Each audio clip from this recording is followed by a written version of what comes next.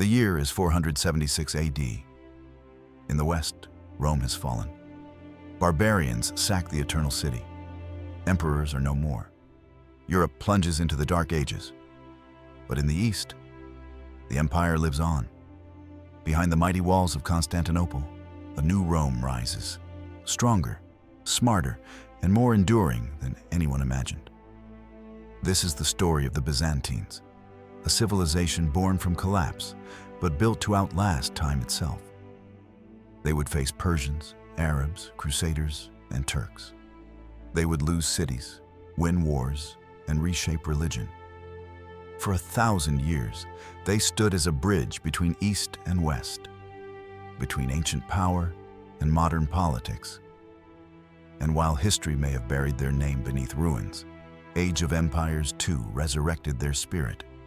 Pixel by pixel, unit by unit, welcome to the story of a civilization that refused to die. Where Rome refused to die, it transformed. What if I told you the Roman Empire never truly fell? Not in the West, not entirely. And in the East, it became something even more resilient, more cunning, more Byzantine. Imagine standing on the marble walls of Constantinople as the sun sets behind you. Its golden light washing over domes, minarets, and libraries. Below, merchants from Venice, Persia, and Rus barter in dozens of tongues. And in the distance, the shadows of warships drift across the Bosphorus. You're not in Rome, but you're very much within the heart of an empire, one that refused to vanish. This is the beginning of a journey into the most underestimated civilization in history. Not just survivors of Rome's fall, but architects of a second Rome, longer lasting, arguably more complex, and far more subtle in its power. Welcome to Byzantium. That from Rome's ashes, the birth of Byzantium. When most people think of the fall of Rome, they picture barbarians sacking the Eternal City in 476 AD. But in truth, that was only the western half of the empire collapsing. The eastern half, centered around the ancient Greek city of Byzantium, later renamed Constantinople, not only survived, but thrived for nearly another 1,000 years. Founded by Constantine the Great in 330 AD as Nova Roma, or New Rome, the city would become the beating heart of the Byzantine Empire. While Rome was being plundered in the west, Constantinople became a fortress of continuity, a place where emperors still ruled, senators still debated, and Roman law still held sway. But something was changing.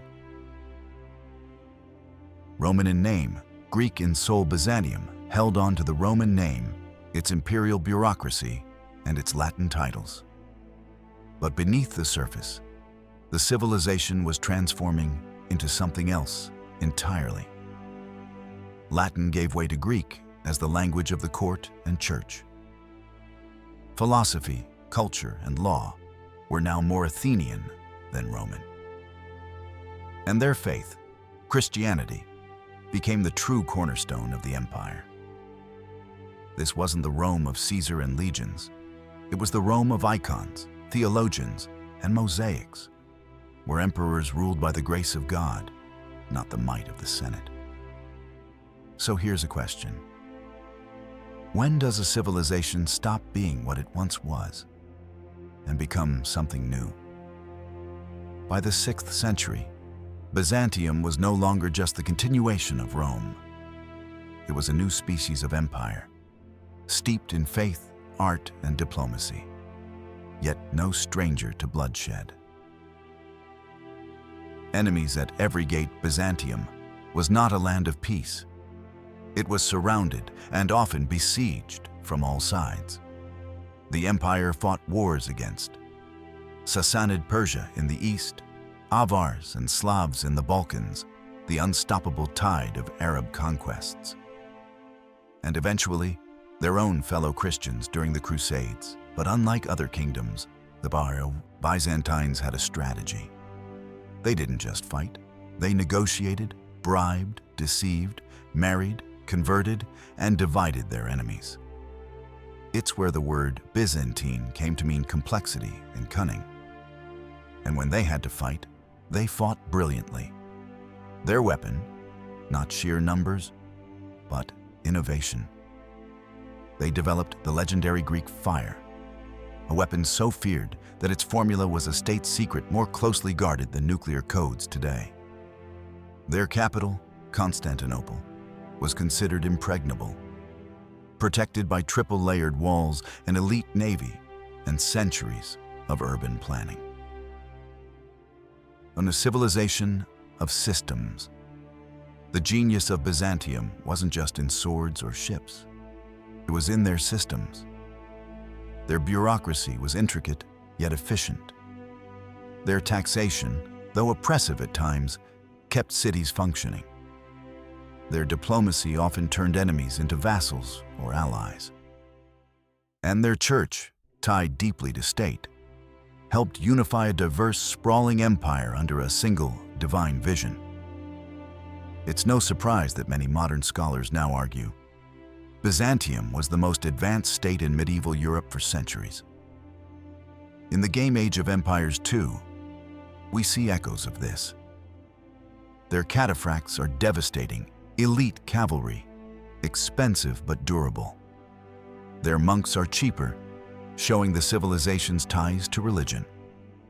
Their buildings have higher HP, symbolizing Constantinople's resilience. And their cheap imperial age tech represents their long-term planning and sustainability. But don't be fooled, Byzantines in AoE 2 are simplified. In reality, this civilization was not defined by brute force. It was defined by endurance, flexibility, and vision. Look at the irony of the empire. For a civilization so long-lasting, Byzantium is ironically misunderstood. They were seen as decadent, overly complex, or cowardly by their Western counterparts.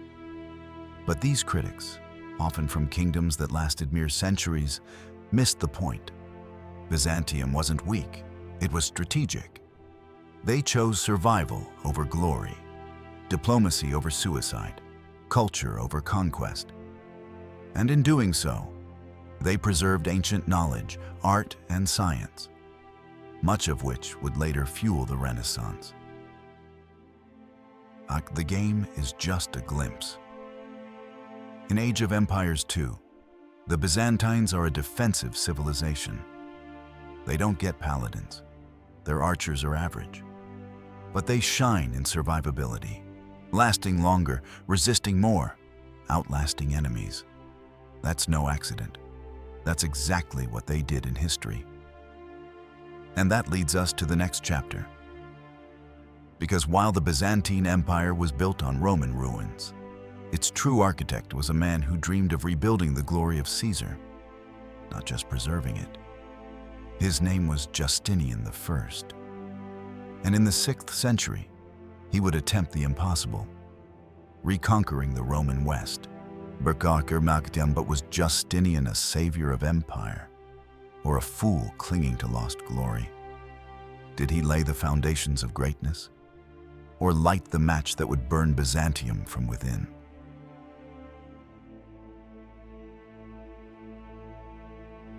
He dreamed of Rome, he built an empire, and he nearly destroyed it in the process. What if you could restore a fallen world? What if you believed you were the chosen one to bring Rome back from the ashes? And what if that dream came at the cost of your own people's future? This is the story of Justinian I, the emperor who reached for greatness, wrote laws that shaped civilizations, built monuments that defied time, and almost broke his empire in the process. A peasant on the throne, Justinian wasn't born in gold or glory. He came from a poor family in the Balkans, likely speaking Latin with a rural accent. His uncle Justin was a soldier who rose through the ranks and eventually became emperor. rare twist of fate in a world ruled by bloodlines. When Justinian inherited the throne in 527 AD, no one could have predicted what would come next. But Justinian had a vision, a terrifyingly ambitious one.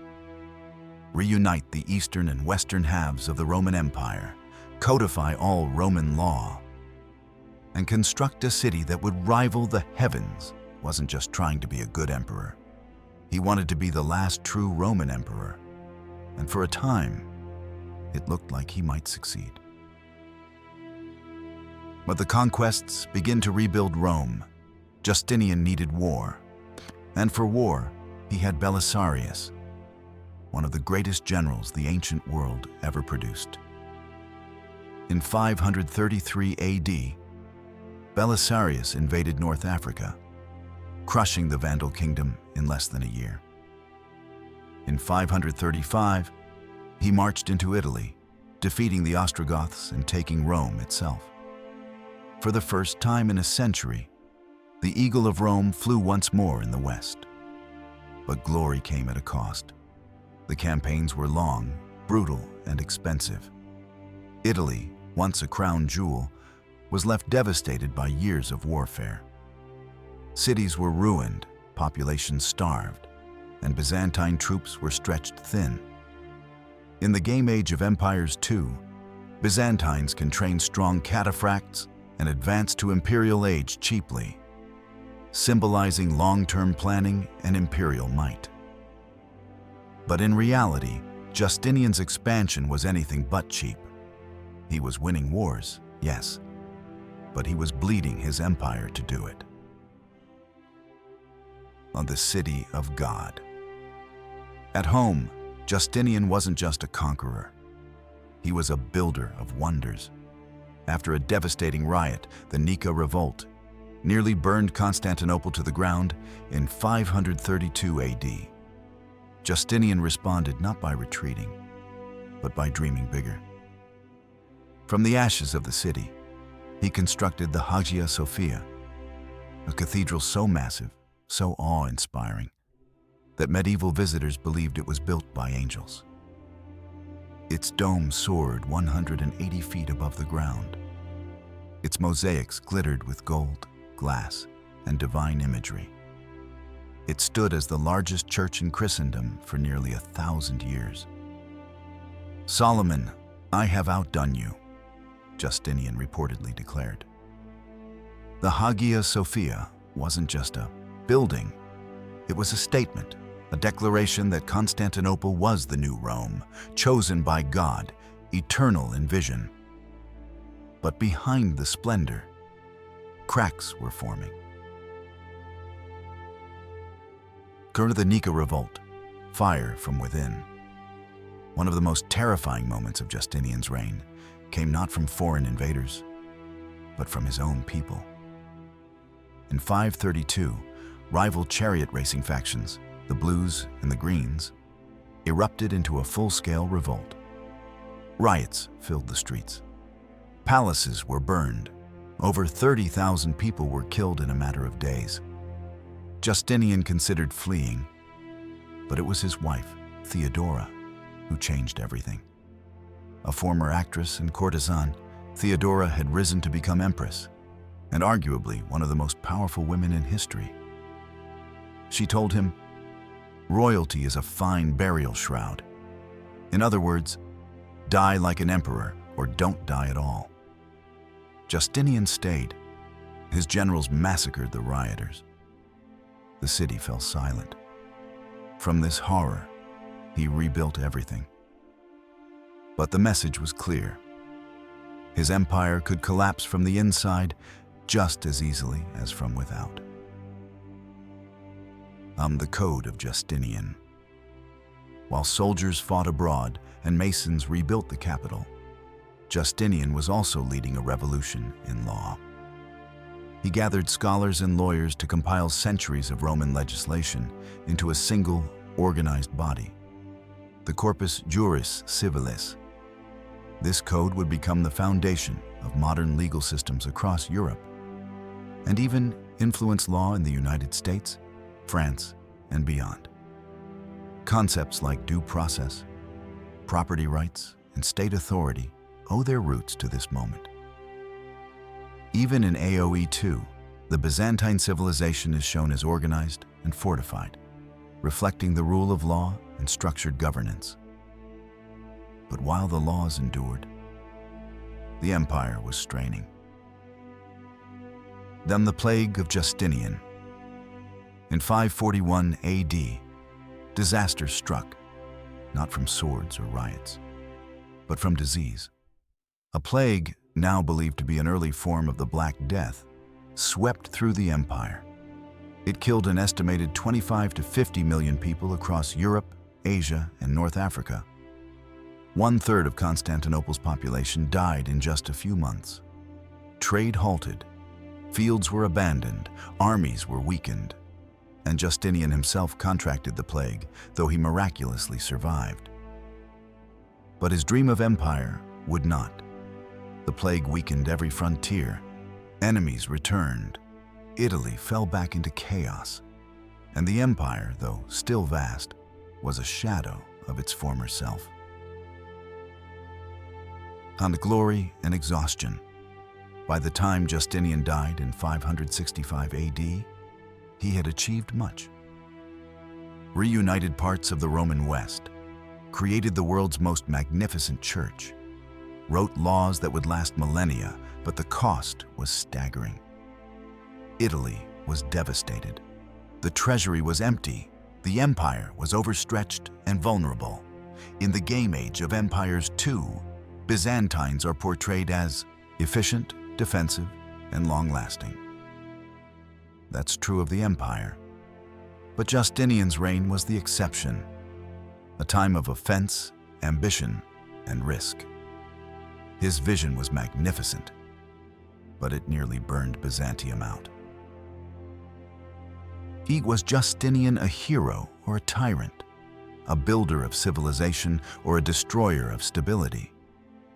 The answer may lie in who came next. Because as the empire recoiled from plague and exhaustion, a new tide was rising from the deserts of Arabia. A faith, a people, and an army, unlike anything Byzantium had ever faced. The Byzantine Empire didn't live in peace.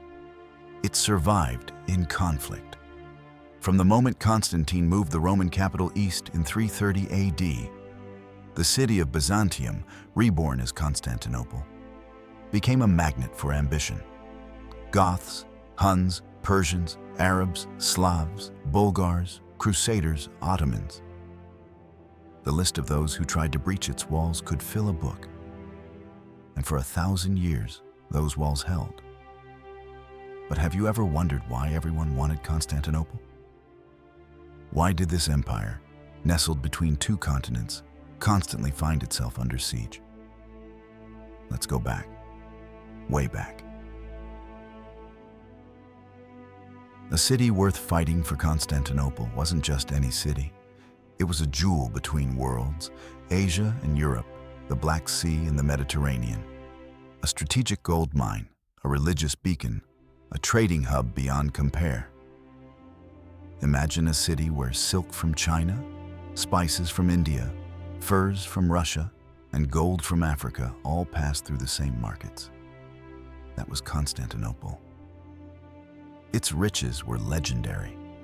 So legendary, in fact, that Viking mercenaries serving the Byzantine emperor would return home speaking of a land paved in gold.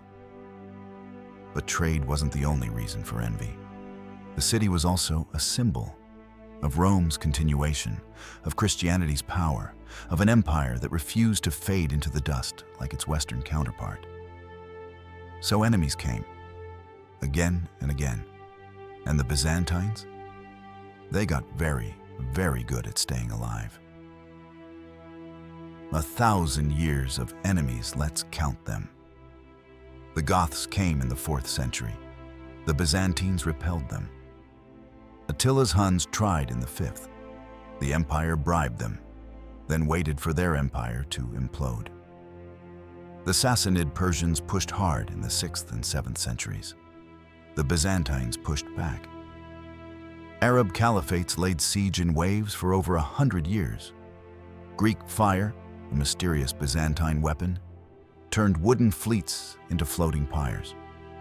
The Bulgars and Slavs launched invasion after invasion. Some became allies, some became vassals, others were crushed. The Crusaders, yes, even fellow Christians, sacked Constantinople in 1204. That betrayal nearly destroyed the empire. And finally, the Ottomans, who brought cannons to a sword fight and won. Each century brought new challengers, and each time, Byzantium adapted. But how did they do it? How did this relatively small empire survive when others crumbled? The art of Byzantine survival. The answer lies not in brute strength, but in finesse. Byzantines mastered the long game. They didn't just fight battles, they bought time. Their diplomats were as deadly as their soldiers. They'd pit one enemy against another, use gold as freely as arrows, and craft alliances like a grandmaster plays chess. They kept detailed intelligence on foreign kings, tribes, and religions. The result? An empire that lasted longer than the Mongols, the Caliphates, and even Charlemagne's dream. And when war did come to their gates, they didn't panic. They trusted their walls, the Theodosian walls, a three-layered, moat-guarded fortress that stood for a millennium. They trusted their navy, armed with Greek fire. And they trusted their own belief that God had chosen Constantinople as the second Rome, the spiritual heart of the Christian world.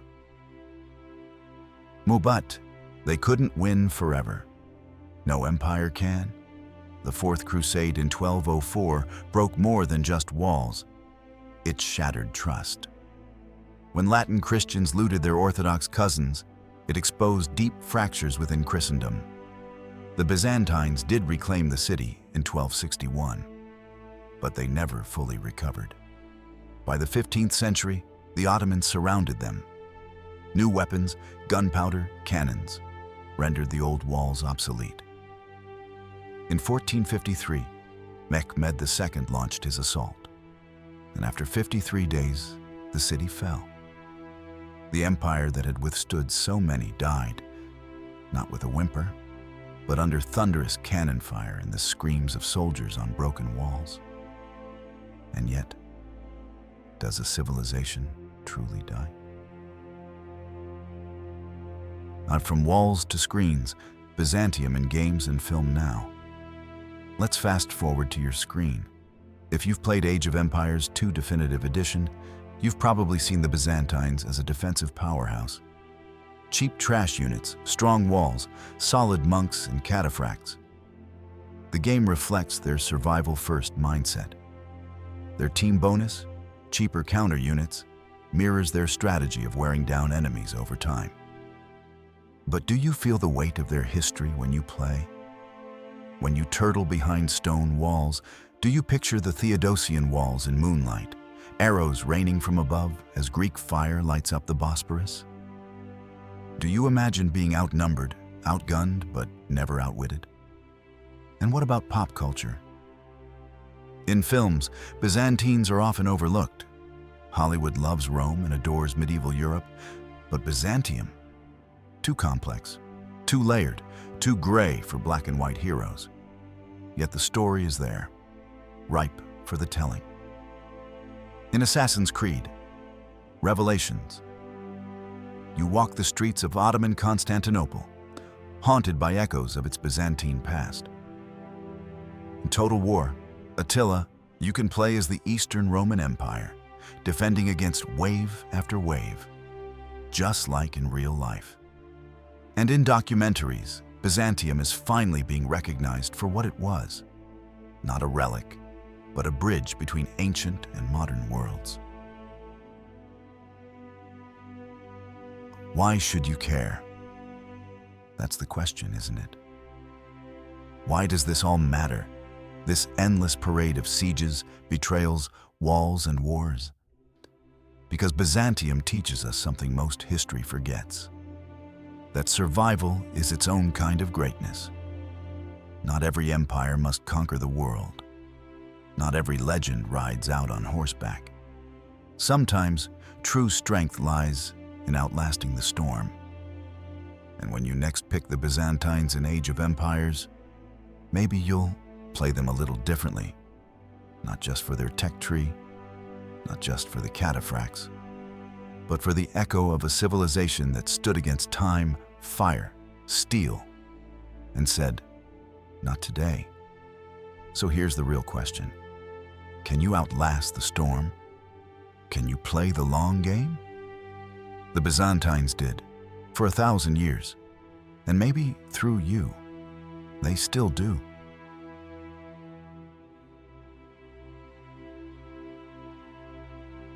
When you think of emperors who changed the course of history, a few names echo through time: Augustus, Napoleon, and Justinian. But Justinian didn't rise from the bloodline of conquerors.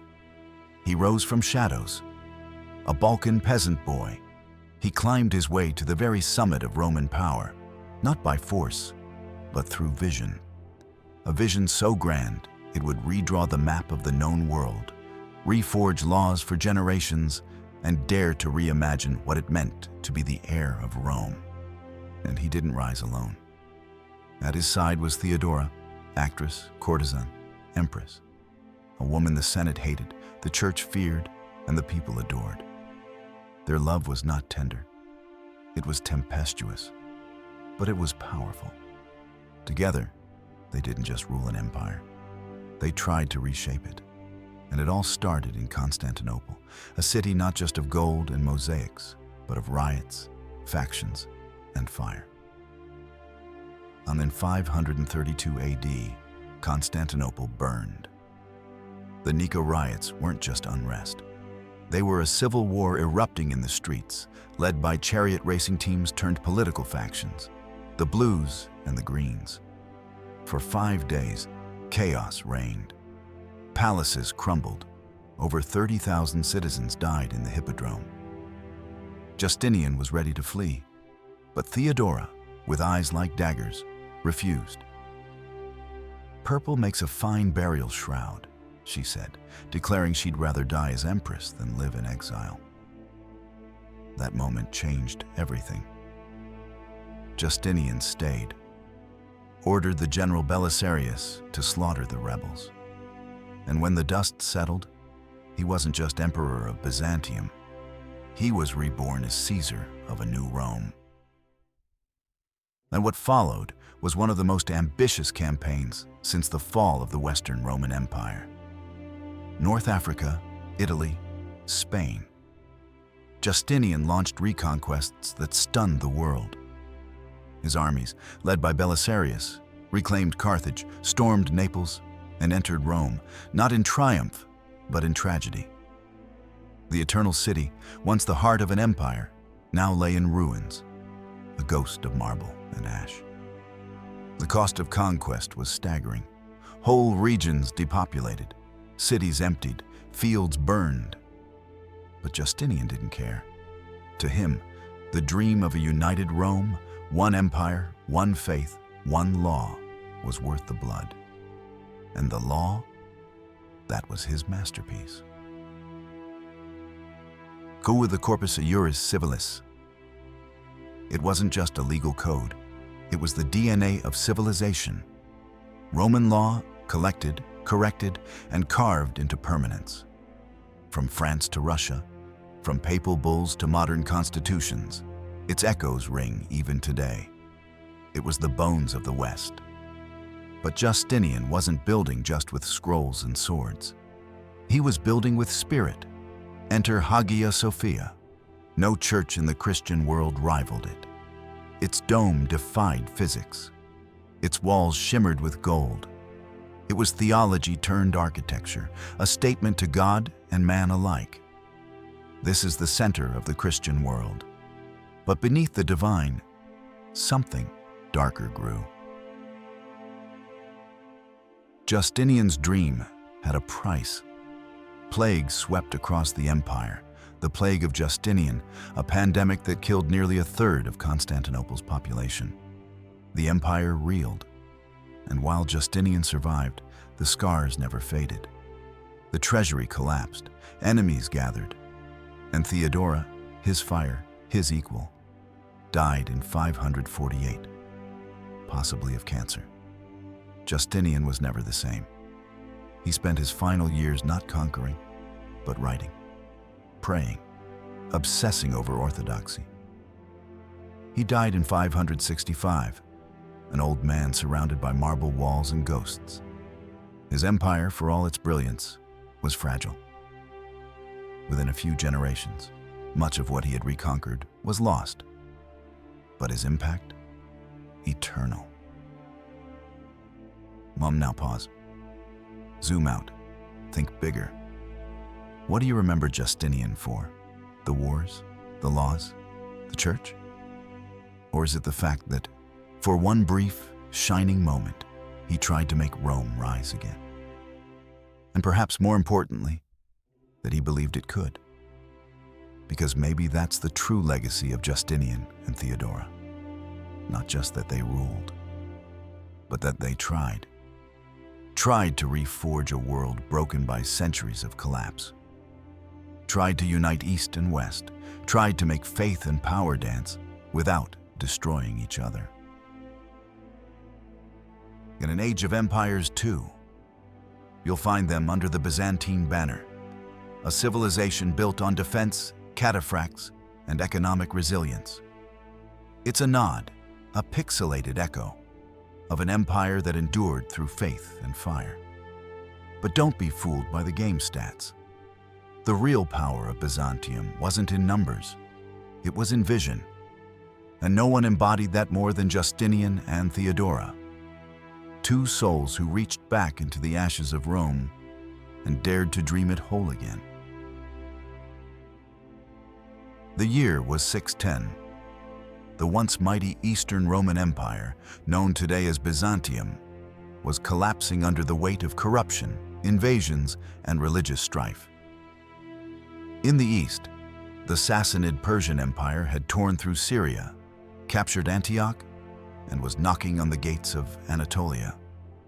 In the Balkans, Slavic tribes flooded into the empire's heartland, while the Avars threatened Constantinople itself. And within the imperial palace, a puppet emperor, weak and terrified, watching his world fall apart.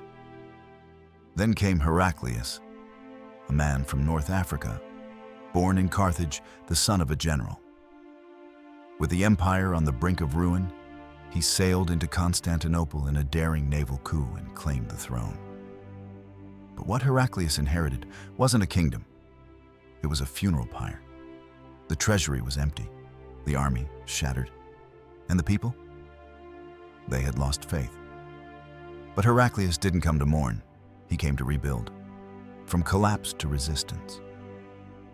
At first, Heraclius considered the unthinkable, abandoning Constantinople altogether and retreating to Carthage, where a more secure domain might be defended. But such a retreat would have meant the end of the Eastern Roman Empire. Perhaps the end of Rome itself. Instead, he chose defiance. He overhauled the empire's military administration, slashing expenses, reforming taxation, and securing church support. In a bold move, he paid off the Avars in the north, buying time. That time, he knew, would be blood-soaked, but it would also be the key to survival. The Sassanid Empire, under the brilliant but brutal general Shahrbaraz, was still advancing westward.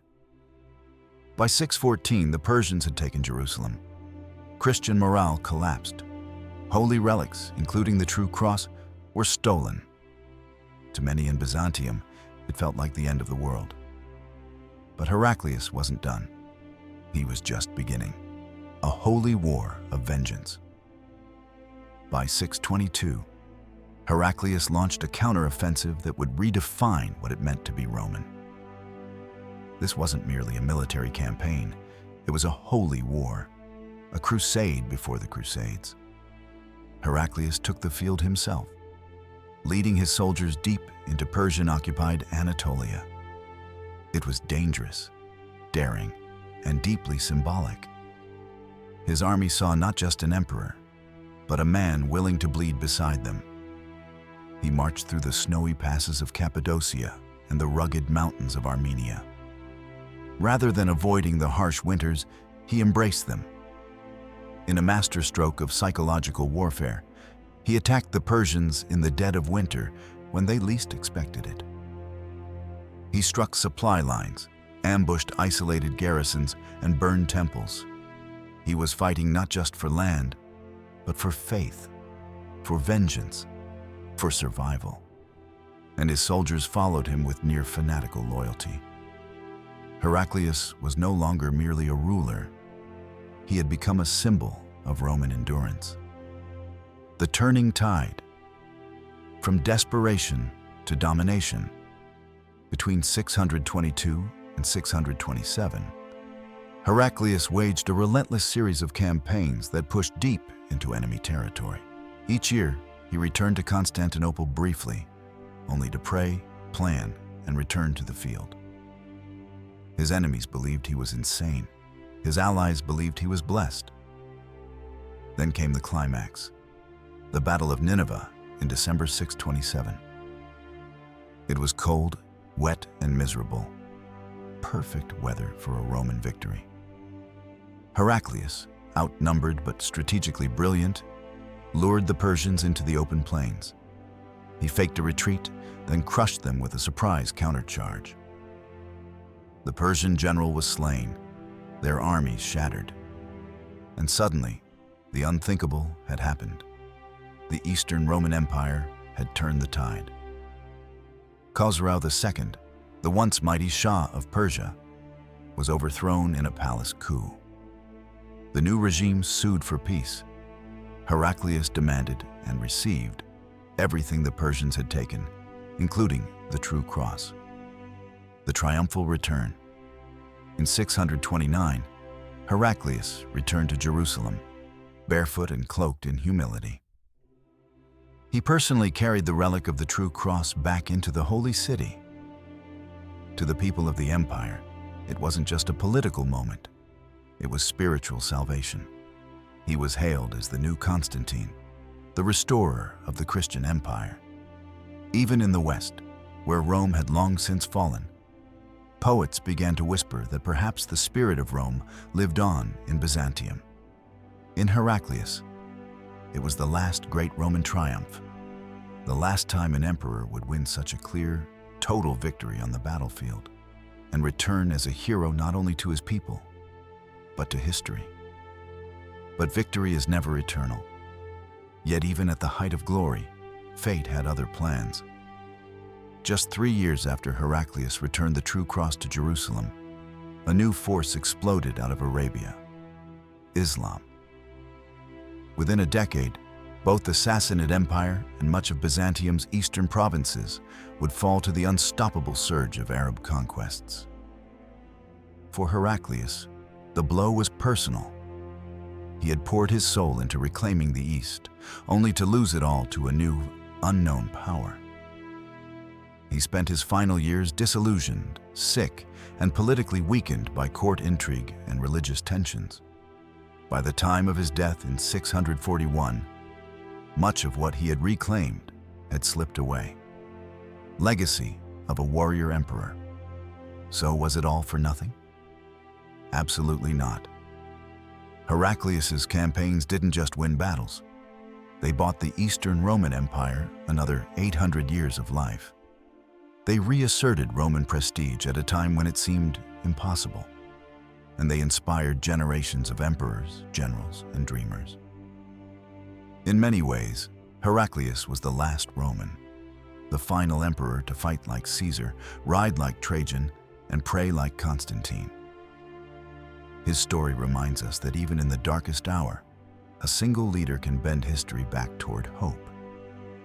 In Age of Empires 2, the Byzantines are often seen as a defensive civilization: cheap counter units, strong buildings, powerful late-game resilience. It's a simplification, of course, but it mirrors Heraclius's reality. Under siege, outnumbered, yet unbreakable. In Civilization 6, Byzantium is more aggressive, religiously driven, and focused on converting the world by sword and sermon alike. Again, echoes of Heraclius's holy war and triumphant recovery of the cross. But no game, no simulation, can truly capture the fire in Heraclius's heart. The defiant courage of a man who stood at the abyss and said, "Not yet." So let me ask you, would you have stayed and fought like Heraclius? Or sailed away to safety, letting history bury the empire? Let me know in the comments. Because sometimes, history isn't written by the victors. It's written by the ones who refuse to lose. History has its fixed points, days that shake the world. And in 717 AD, the fate of Europe rested on the edge of a sword and on walls that had never fallen. The city? Constantinople. The enemy? The Umayyad Caliphate. The stakes? Everything. This wasn't just a battle between two armies. It was a clash of civilizations. One wielded the sword of Islam, expanding like wildfire from the deserts of Arabia. The other, battered but unbroken, claimed to be the last bastion of Rome. And between them stood the Theodosian walls. Let's rewind. The 7th century had been brutal for Byzantium. They had survived the plague of Justinian, lost Syria and Egypt to Muslim conquests, and barely held on to Anatolia. By 717, Constantinople was isolated, vulnerable, and led by a new emperor, Leo III. He was a soldier, not a statesman, hard, pragmatic, untested. And when 120,000 Umayyad troops marched to the Bosporus, he didn't panic. He prepared. The caliphate arrived with force, a massive fleet, siege weapons, tunnels, and time. They believed Constantinople would fall like the rest. Quickly, decisively, they were wrong. Because Constantinople was no ordinary city. It was a fortress, a prophecy, a symbol. Its walls, built under Theodosius II, were more than stone. They were layered, moated, and lined with towers. No army had ever breached them. And Leo had something else: Greek fire. This was no ordinary weapon. It was a chemical inferno, a flame that burned on water, couldn't be extinguished, and was shot from ships and siphons like dragon breath. Its recipe was so secret, it was lost to history. And it turned the tide. When the Umayyad fleet approached, Byzantine ships met them in the straits. Greek fire roared across the waves, ships exploded, panic spread. The sea became a grave. Still, the siege dragged on. For 13 months, the Umayyads tried everything: assaults, starvation, diplomacy, sabotage. But Leo held firm. He led from the front, reinforced the walls, used spies, sent secret messages to stir rebellion in enemy ranks. Then came the winter, harsh, bitter, unforgiving. The invaders weren't prepared. Supplies ran low. Morale collapsed. And just as spring came, a relief Byzantine fleet arrived from the Aegean, shattering what remained of the Umayyad navy. The caliphate withdrew, or rather, limped away. Out of the 120,000 who came, only a fraction returned. It was a victory. But more than that, it was a message. The walls of Constantinople still stood, and as long as they did, so too would Rome. This siege didn't just save a city. It saved a continent. Had Constantinople fallen in 717, the door to Europe would have swung wide open. The Balkans, Italy, even France, all could have come under Umayyad rule. The Carolingian Renaissance, Charlemagne, even the rise of the Catholic Church as we know it, might never have happened. But because Leo III and the Byzantines held the line, the course of history bent westward. And Leo, he became more than a war hero. He became a reformer. In the years that followed, he reorganized the empire, codified military themes, and launched the controversial policy of iconoclasm, banning religious icons to purify the church. It split the empire, sparked revolts. But it also signaled something else. Byzantium was no longer just copying Rome. It was becoming its own force. In Age of Empires 2, the Byzantines are known for defense. Cheaper buildings, stronger buildings, powerful counter units. This siege explains why. They weren't about blitzkrieg attacks. They were about endurance, about turning survival into strategy, holding the line until the enemy collapsed under their own weight. In gameplay, you'll notice Byzantine buildings are hard to crack. Their trash units are efficient, and their cataphracts?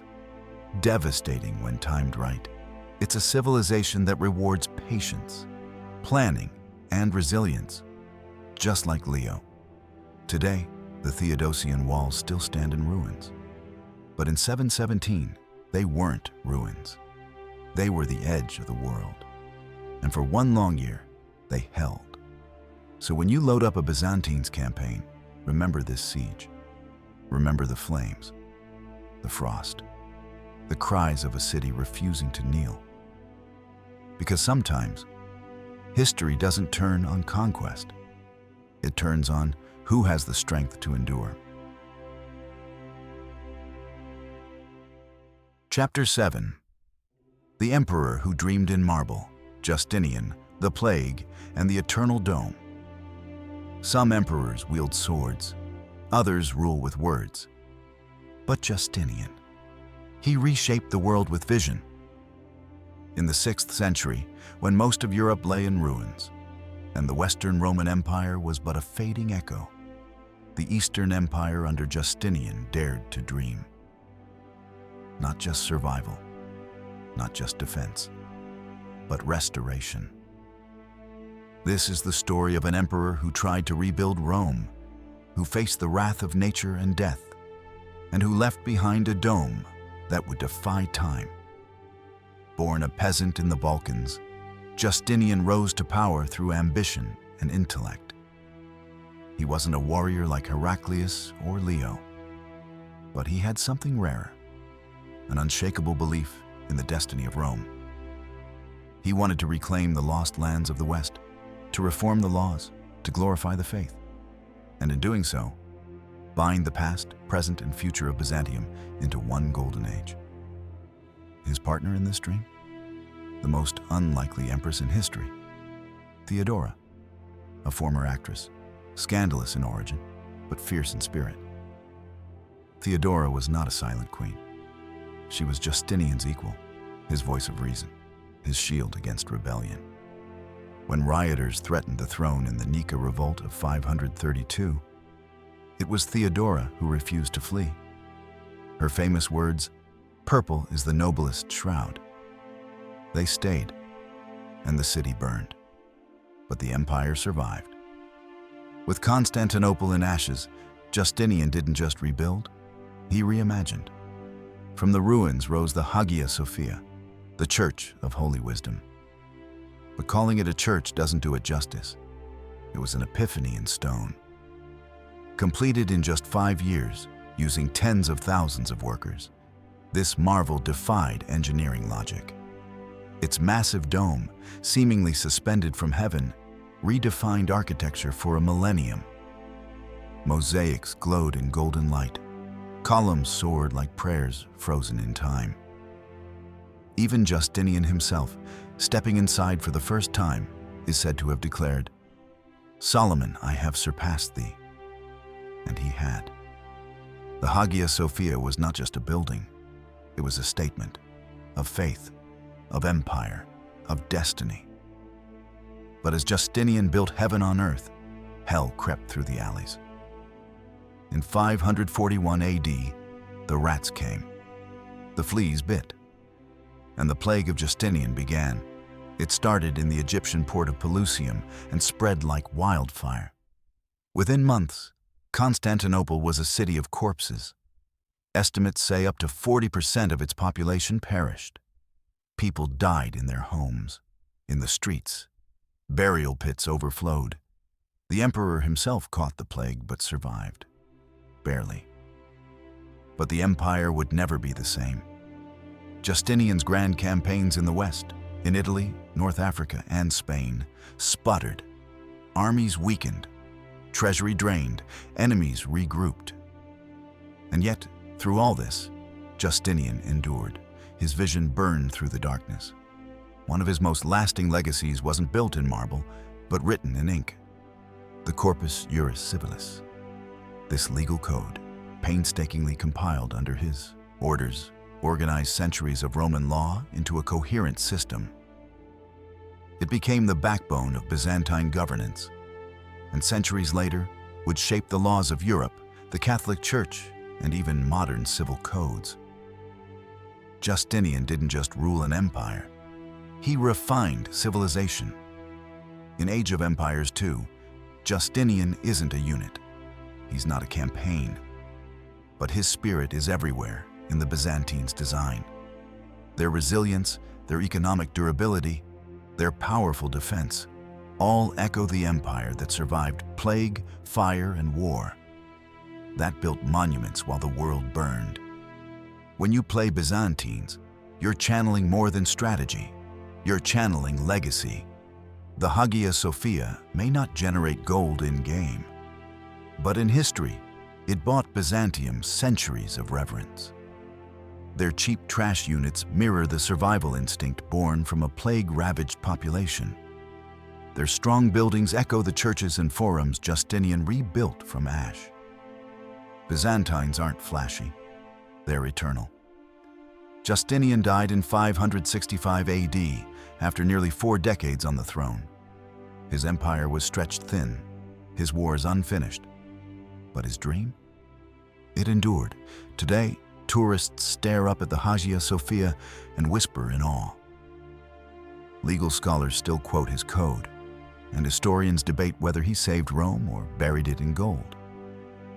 But maybe that's the mark of greatness. Not answers, but questions that echo through time. So next time you hear the chanting monks in your Byzantines campaign, remember Justinian, the emperor who dreamed in marble, ruled through plague, and carved his name into the dome of history. Because some legacies aren't about conquest, they're about vision.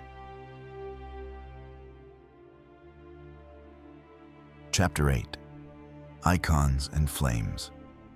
The Byzantine war on images in the shimmering halls of Constantinople. Images once spoke the language of heaven. Icons of Christ, Mary, and the saints adorned walls, whispered in candlelight, and beckoned the faithful to kneel. But in the 8th century, the empire that once embraced these holy faces would turn on them with fire and fury. This is the story of iconoclasm, one of Byzantium's most divisive and defining crises. A battle not over borders, but belief, not steel, but spirit.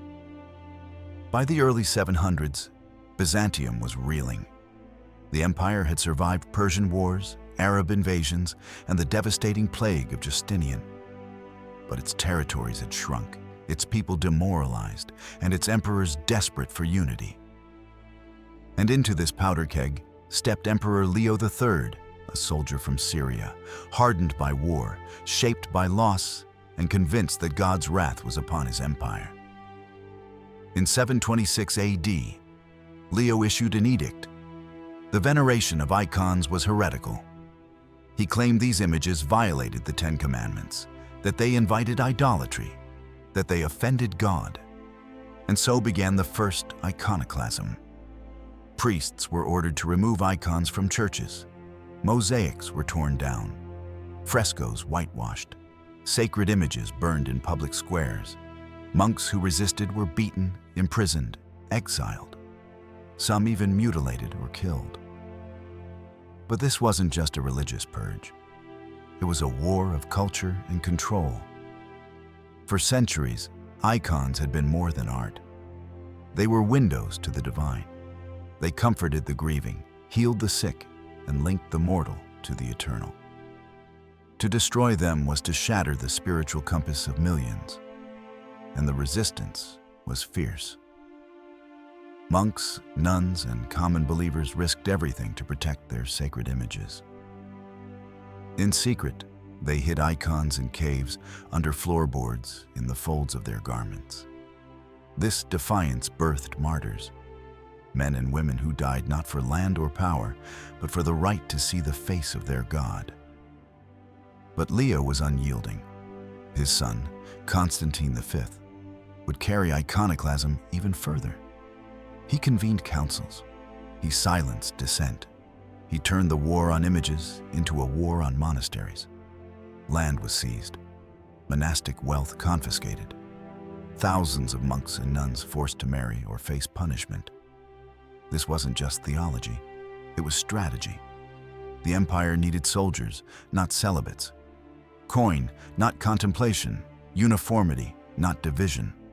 And iconoclasm became the blunt tool to remake society. But Byzantium was never one voice. And as the decades passed, cracks spread. In the 780s, the tide began to turn. A woman would lead the counteroffensive. Empress Irene, ruling as regent for her son, was no stranger to palace intrigue. But she believed in the power of icons. In 787 AD, she called the Second Council of Nicaea, which condemned iconoclasm and restored the veneration of images. Church bells rang, icons were returned, faith breathed again. But peace was temporary. In 814, a new emperor, Leo V, revived the ban. The second iconoclasm had begun. Once more, images were destroyed. Once more, believers bled. And once more, a woman would help end the fire. Theodora, widow of Emperor Theophilos, reinstated icon veneration in 843 AD. This event, known as the Triumph of Orthodoxy, is still celebrated today in Eastern Orthodox churches. Icons returned, but the scars remained. So why did it matter? Because iconoclasm wasn't just about religion. It revealed the soul of Byzantium, its tensions between East and West, army and church, emperor and people. It deepened the divide with the Pope in Rome, who condemned the destruction of icons. It alienated monastic communities, some of the empire's brightest minds and most devout hearts. It challenged the idea of who held the true image of God, the state or the faithful. And perhaps most of all, it showed that Byzantium was not static. It was a civilization in constant negotiation with its identity. In Age of Empires 2, iconoclasm isn't a tech or mechanic, but you feel its ripple. The Byzantine civilization has no monks with unique powers, no relic gold bonuses. Its faith is resilient but not flashy. Just like in history, the Byzantines in-game endure more than they dominate. Their strength lies in survival, not spectacle. But that doesn't make them weak. It makes them Byzantine. Every time you build a monastery as the Byzantines, you echo the monks who hid icons in defiance.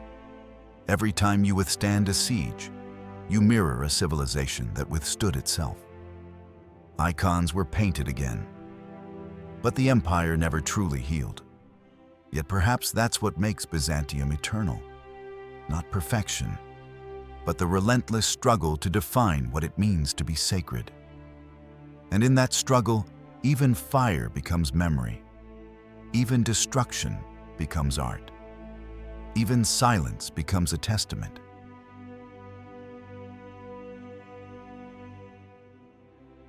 Chapter 9. The Fall That Echoed. Byzantium's Last Breath.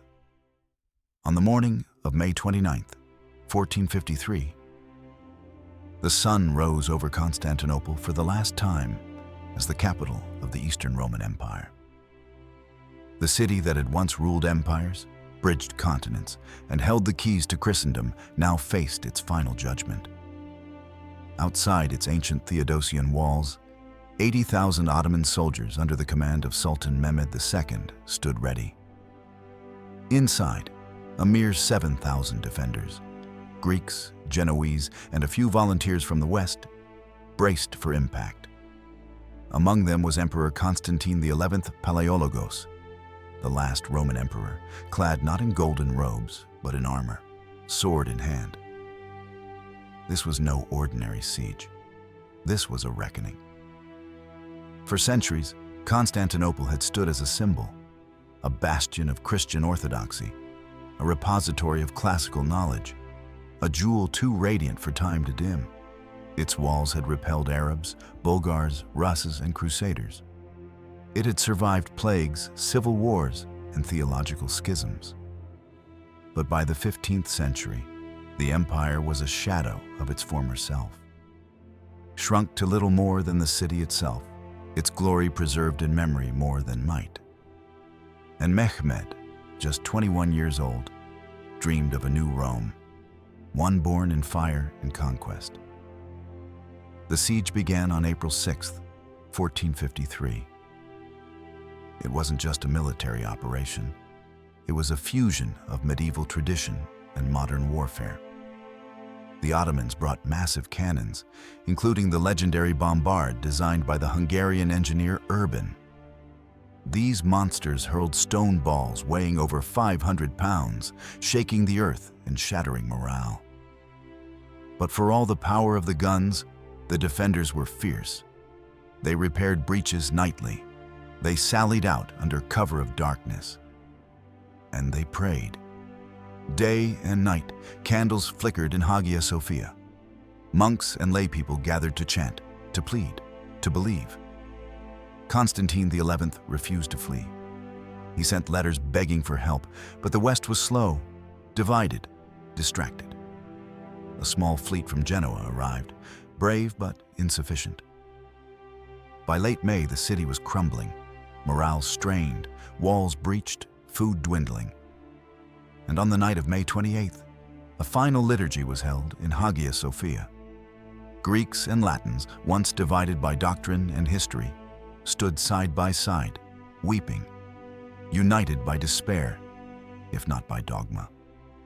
Then came dawn. The final Ottoman assault began before sunrise. Wave after wave crashed against the walls. First the expendable irregulars, then elite janissaries. Ladders, explosives, chaos. A critical gate, the Kerkaporta, was reportedly left open. Ottoman troops surged in. The defense unraveled, streets filled with blood and smoke. And Emperor Constantine XI? He vanished into legend. Witnesses say he cast off his imperial regalia and charged into the melee, dying as a soldier among his people. His body was never definitively identified. By midday, the city had fallen. Mehmed II rode through the streets in awe and silence. He went to Hagia Sophia, now a mosque, and gave thanks. And with that, the Byzantine Empire died. But it did not vanish. Its echoes lived on. In the Orthodox Church, which preserved the rites, chants, and theology of Byzantium. In Russia, where czars would claim to be heirs of Rome, crowning Moscow the Third Rome. In Western Europe, where Greek scholars fleeing the conquest brought with them ancient manuscripts, sparking a renaissance. And in the minds of players centuries later, who command Byzantines in Age of Empires too, fighting not for victory, but for survival. In the game, you won't find gunpowder units or massive bombards among the Byzantines. Their strength lies in resilience. Cheaper trash units, stronger buildings, stalwart defenses. Just like in history, they endure. They make you bleed for every inch. They die hard. And every time you brace for an enemy siege, you're echoing Constantine XI. Every time you hold out against a superior foe, you're reliving May 29th. Because Byzantium wasn't just an empire. It was an idea that outlasted its walls, its emperors, and even its city. When the last bell tolled in Hagia Sophia, something eternal remained. A flame the cannons could not crush, a memory etched into stone, scripture, and code. The fall of Constantinople wasn't the end. It was the moment Byzantium became immortal.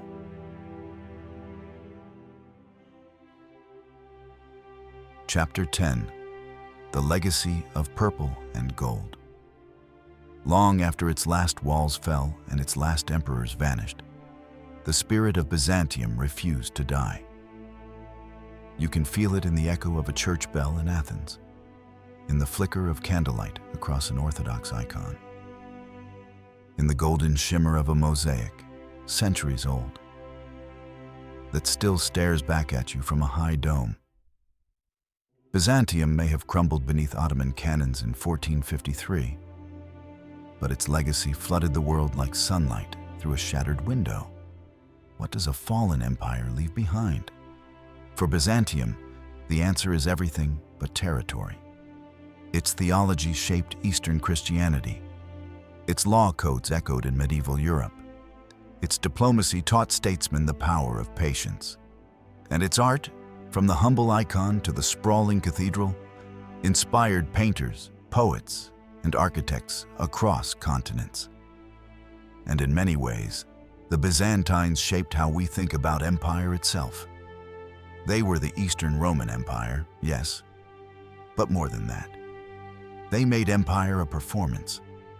Emperors dressed in purple robes laced with gold thread, seated on mechanical thrones that moved as if by magic. Foreign dignitaries walked into ceremonies as if entering heaven itself. They understood the theater of power, and they understood its fragility. That duality, splendor and vulnerability, is what defines the Byzantine legacy. Their empire was an interface between worlds, Christian and Muslim, Latin and Greek, East and West. They translated texts, preserved ancient wisdom, and passed it on when Europe had forgotten its own heritage. Without Byzantium, the Renaissance may have never come, because when Constantinople fell, its scholars fled westward, carrying manuscripts, knowledge, and traditions long buried. And so, even in death, Byzantium birthed rebirth. In Age of Empires 2, you won't find flashy bonuses for the Byzantines, no economic juggernauts or cavalry shock troops, but you will find endurance. Their buildings take longer to die. Their units fight longer before falling. Their identity is resilience made digital. And that's fitting. Because more than any other civilization in the game, the Byzantines teach you not just how to win, but how to endure. Today, the Byzantine Empire is gone. Its palaces silent, its emperors dust. But its language whispers in Greek liturgy. Its music still haunts Orthodox chants. Its vision lives in domes, in crosses, in books, in memory. And its greatest triumph is not military. It is the fact that we still remember it at all. 1,000 years of triumphs and tragedies boiled down into a name that still echoes. Byzantium, the empire that outlasted itself, the flame that still flickers in the dark. Final reflection: the empire that refused to vanish. Some civilizations conquer the world with fire and steel. Others shape it with faith, art, and resilience. The Byzantines did all of the above, and more. Over the course of this series, we followed their journey. From the ashes of Rome, through the golden age of Justinian, across centuries of siege and survival, and into the final twilight at Constantinople's walls. And yet, even after the last emperor fell and the crescent rose above Hagia Sophia, Byzantium was not truly gone. Because Byzantium was never just about land. It was about legacy. It was a bridge, not just between continents, but between eras. between ancient philosophy and medieval faith, between imperial pride and monastic humility, between the old Rome and the world that would come after. What we gained from 1,000 years. What did the Byzantines leave us? Aesthetic brilliance, from mosaics to icons, from domes that defy gravity to chants that echo eternity. They gave beauty shape and meaning. Religious identity. They forged Eastern Orthodox Christianity and helped define the spiritual divide of the Christian world that endures today. Diplomatic genius. Their mastery of soft power and survival diplomacy taught the world that a pen or a bribe can outlast a sword. Legal and cultural memory. Their preservation of Roman law, Greek thought, and Christian theology helped fuel the Renaissance and shape the modern West. And above all, they left us a reminder that greatness is not always loud. Sometimes it is quiet, enduring, woven into the background of history like purple thread in a tapestry. How the game reflects the empire. In Age of Empires 2, the Byzantines are not flashy. They're not your go-to for rushes or early game domination. But just like the real empire, they outlast. Tanky buildings mirror Constantinople's walls, which repelled sieges for centuries. Cheaper counter units echo a pragmatic, resourceful military approach. Strong defenses and versatile units allow them to bend, but rarely break. In the game, they reward patience, adaptability, and an understanding that you don't need to win in the first 10 minutes. You just need to survive, and then turn the tide. That's not just a playstyle. That's a philosophy, one forged in real history. So where do they rank? By competitive standards, the Byzantines aren't top tier in most metas. They lack economic bonuses and late-game spikes like the Franks, Vikings, or Mayans. But for campaign players, history buffs, and those who appreciate strategic flexibility, they offer a rich, rewarding experience. In a tier list of both gameplay and historical immersion, the Byzantines earn their place. Historical impact, S+ tier. Cultural legacy, S tier. Gameplay, balance, and durability, a tier. Popularity among players, B tier. Flashiness or unique units, C+ tier. But ranking them misses the point. Because the Byzantines aren't about peak efficiency. They're about endurance, about surviving when no one else could, about keeping the light alive while darkness crept across Europe. In that sense, they don't need a crown. They are the crown. A civilization worth remembering. The Byzantines may not win every match in Age of Empires 2, but they'll teach you something deeper than victory. How to absorb pressure, how to adapt, how to turn survival into strength. And maybe that's why their memory still burns hundreds of years after the fall of Constantinople. Not as conquerors, not even as martyrs, but as a people who believed that faith, culture, and identity could outlast armies and time itself. Byzantium was more than an empire. It was an idea. And ideas, once ignited, don't die. They illuminate the ages.